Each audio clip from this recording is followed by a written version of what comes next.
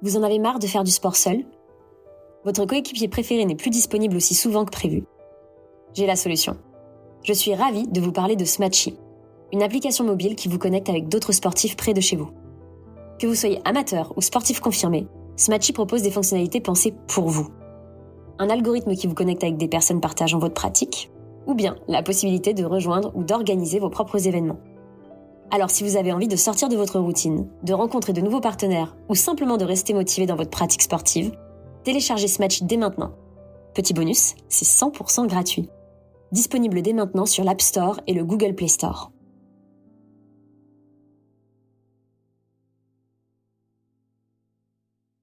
Bonjour et bienvenue. Aujourd'hui, on plonge dans un sujet vraiment fascinant, les phylocognitifs. Oui, un concept qui nous vient tout droit du livre du même nom. Exactement, un livre coécrit par Fanny Nussbaum, Olivier Révol et Dominique Sapé-Marinier. C'est intéressant parce qu'on a une psychologue, un chercheur, un médecin. Oui, 3 regards croisés, c'est ça qui est riche. Il cherche à redéfinir un peu ce qu'on appelle le haut potentiel. C'est ça. Notre but aujourd'hui, c'est de comprendre qui sont ces personnes, ces phylocognitifs, qui, comme le dit le livre, n'aiment que penser et penser autrement. On va essayer d'aller au-delà des clichés sur les surdoués. Absolument, dépasser les étiquettes habituelles. Alors justement, commençons par là. Ce mot phylocognitif, on connaissait déjà surdoué, précoce, même zèbre. Pourquoi un terme de plus? Qu'est-ce qu'il apporte de différent? C'est une très bonne question. En fait, les termes précédents comme surdoué ou précoce, ils sont souvent connotés, non? Performance, vitesse, avance. Parfois même une forme de bizarrerie avec zèbre. Oui, c'est vrai, une connotation un peu quantitative peut-être. Exactement. Alors que phylocognitif, lui, il met vraiment l'accent sur autre chose. Sur le besoin quasi philosophique de penser. Penser, comprendre, questionner. C'est ça le cœur du sujet. Donc c'est plus la manière de penser que la performance pure. Voilà. C'est moins une simple capacité qu'un mode d'être fondamentalement tourné vers la cognition, vers l'acte de penser. Ça change vraiment la perspective. On sort de la simple mesure du QI pour entrer dans le fonctionnement interne. D'accord, je vois. Ça recentre sur le processus. Et le livre, il articule ce fonctionnement autour de trois caractéristiques principales, 3 piliers. Quels sont-ils? Alors, oui, 3 piliers. Le premier, c'est ce qu'ils appellent l'hyperspéculation. Hyperspéculation, ça sonne intense. Ça l'est. C'est ce besoin irrépressible d'analyser, de décortiquer, d'explorer toutes les facettes d'un sujet. C'est refuser les évidences, les réponses toutes faites, une pensée qui creuse, qui creuse. D'accord. Et ça sollicite quoi dans le cerveau, ça? Principalement ce qu'on nomme le réseau exécutif. C'est un peu notre centre de contrôle. Pour la planification, la résolution de problèmes complexes, il tourne à plein régime, disons. Ok, premier pilier, l'hyperspéculation. Le deuxième? Le deuxième, c'est l'hyperacuité. Là, on est plus dans la sensibilité. Sensibilité émotionnelle, sensorielle? Les deux. Et même plus, c'est une acuité, une finesse de perception exacerbée au niveau des sens, l'ouïe, la vue, etc. Des émotions, bien sûr, mais aussi de la proprioception. La proprioception, c'est la conscience de son corps dans l'espace, c'est ça? Exactement. Ils captent énormément d'informations de leur environnement et d'eux-mêmes. C'est une richesse, évidemment, mais le revers, c'est le risque de saturation, de surcharge. Je vois. Lié à quel réseau cérébral celui-là? Celui-là est plutôt lié au réseau de la science. C'est lui qui, normalement, nous aide à filtrer ce qui est pertinent, important, que ce soit une information externe ou une émotion interne. Chez eux, ce filtre est peut-être plus perméable. D'accord. Et le troisième pilier alors? Le troisième, c'est l'hyperlatence. C'est un peu plus subtil peut-être. Ça renvoie à un traitement de l'information plus profond, plus inconscient. Comment ça, inconscient? Disons un traitement qui se fait en arrière-plan. C'est la pensée analogique, la pensée en arborescence, une idée en appelle 10 autres. Ça favorise énormément la créativité, l'intuition, les apprentissages implicites. Ah, la fameuse pensée en arborescence. Mais ça peut aussi partir dans tous les sens, non? Oui, c'est le risque. Si ce n'est pas bien canalisé, ça peut mener à la rumination mentale. Côté cerveau, on associe ça au réseau dit par défaut. C'est le réseau qui s'active quand on rêve éveillé, quand on pense à soi, quand l'esprit vagabonde. Très clair. Hyperspéculation, hyperacuité, hyperlatence. 3 dimensions clés. Et ce qui est vraiment intéressant, c'est que les études d'imagerie cérébrale suggèrent une connectivité particulièrement forte, plus efficace, entre ces trois grands réseaux chez les phylocognitifs. Comme si leur cerveau était en quelque sorte mieux câblé pour intégrer tout ça. On pourrait y observer une sorte d'optimisation globale du traitement de l'information à travers ces différentes facettes. Fascinant. Mais j'imagine que tous ces phylocognitifs ne fonctionnent pas exactement de la même manière. Le livre fait une distinction, je crois. Tout à fait. C'est un point crucial. Les auteurs distinguent deux grands profils, le phylocomplexe et le phylolaminaire. Phylocomplexe, phylolaminaire. Qu'est-ce qui les différencie principalement? Alors, le phylocomplexe, c'est un peu l'image du créatif bouillonnant.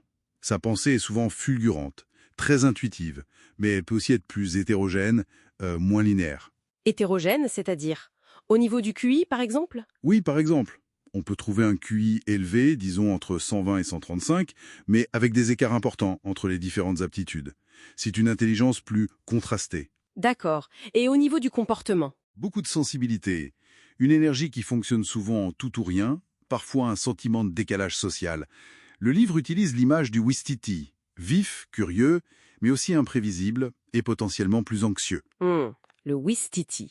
Et on parle de TDAH parfois, de syndrome de l'imposteur. Oui, ce sont des vulnérabilités plus fréquentes chez ce profil. L'anxiété, une possible comorbidité avec le TDAH, et ce fameux sentiment de ne pas mériter ses succès.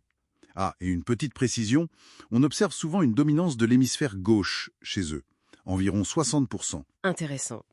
Et le phylolaminaire, alors? C'est l'opposé. Pas exactement l'opposé, mais différent. Le laminaire, lui, a une pensée plus fluide, plus structurée, plus organisée.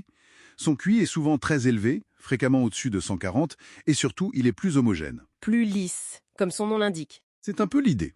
Il est souvent plus adaptable socialement, plus réfléchi, peut-être plus discret.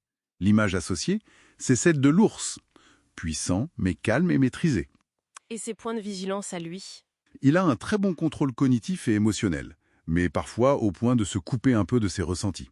Sa motivation peut aussi être davantage tournée vers l'extérieur, la reconnaissance, ce qui l'expose au risque de surmenage, voire une forme de dépression dite essentielle, liée à cette hypermaîtrise émotionnelle. D'accord. Et pour lui, dominance hémisphérique différente. Oui, plutôt l'hémisphère droit qui domine, dans environ 60% des cas aussi. Donc on a ces deux profils, complexe et laminaire. Mais j'imagine que ce n'est pas une boîte rigide, on n'est pas 100% l'un ou l'autre. Non, bien sûr. Ce sont des dominantes, des tendances fortes. Chacun a probablement une part de l'autre en lui. C'est un spectre. Et le modèle va même plus loin, non? Il replace ces phylocognitifs dans un cadre plus large. Absolument. Les auteurs proposent le concept de supracognition. C'est un peu le grand ensemble qui regroupe différentes formes de pensée plus. Et dedans, on trouve quoi? On trouve nos phylogonitifs, qui sont donc caractérisés par cette qualité globale du raisonnement, cette pensée large et profonde. Et à côté, il y a les ultracognitifs. Ultracognitif. C'est encore autre chose. Oui, eux, ce sont les experts absolus dans un domaine très spécifique. Ça peut être les maths, la musique, le sport, l'art.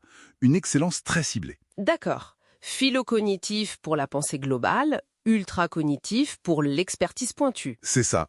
Et le génie dans tout ça? Les Einstein, les Mozart, où est-ce qu'ils se situent? Eh bien, selon cette approche, le génie serait justement la rencontre, assez rare, entre les deux. Ah, la combinaison. Exactement. La combinaison de la phylocognition, cette capacité à penser différemment, de façon globale et profonde, et de l'ultracognition, cette maîtrise exceptionnelle d'un domaine précis. C'est l'alliance de la vision et de l'expertise. C'est une vision assez éclairante, je trouve. Ça permet de nuancer énormément. Tout à fait. Bon, pour résumer un peu, cette exploration des phylocognitifs, ça nous montre vraiment que l'intelligence, le haut potentiel, c'est bien plus complexe qu'un simple chiffre de QI. Oui, on passe d'une mesure à une compréhension de la qualité, de la nature de la pensée. C'est un changement de paradigme. C'est beaucoup plus riche. Exactement. Et pour finir, peut-être une petite piste de réflexion à laisser. Oui. Le livre suggère quelque chose d'assez contre-intuitif. Des traits qu'on voit souvent comme négatifs. Par exemple, l'impulsivité ou une certaine hyperactivité chez les phylocomplexes. Oui, des choses qu'on essaie souvent de corriger. Justement. Eh bien, le livre propose que ces traits pourraient en fait être des moteurs. Des moteurs de motivation, de créativité, de réussite, s'ils sont bien compris et bien canalisés. Intéressant. Transformer une difficulté apparente en force. Voilà. Et ça pose la question finalement, comment peut-on aider chacun, et en particulier ses profils, à transformer ce qui ressemble à un obstacle en un véritable levier pour s'épanouir pleinement? C'est une belle question, je trouve. En effet, une excellente question pour conclure. Merci beaucoup pour cet éclairage. Merci à vous. Paris, 1895. La marque Clicia s'installe place Vendôme. Le premier institut de beauté au monde ouvre ses portes. Par la suite, sa prestigieuse école esthétique. La marque Clicia devient la favorite de cours royales et de célébrités. Ses cosmétiques sont distribués dans 40 pays, jusqu'aux Amériques et la Chine. Clicia produit plus d'1 millier d'articles, parfums et soins du visage. Clicia, un siècle plus tard, vous propose des soins riches de son savoir-faire et ses secrets d'excellence. Des rituels chronobiologiques matin, soir et week-end. Clicia, le temps est mon partenaire.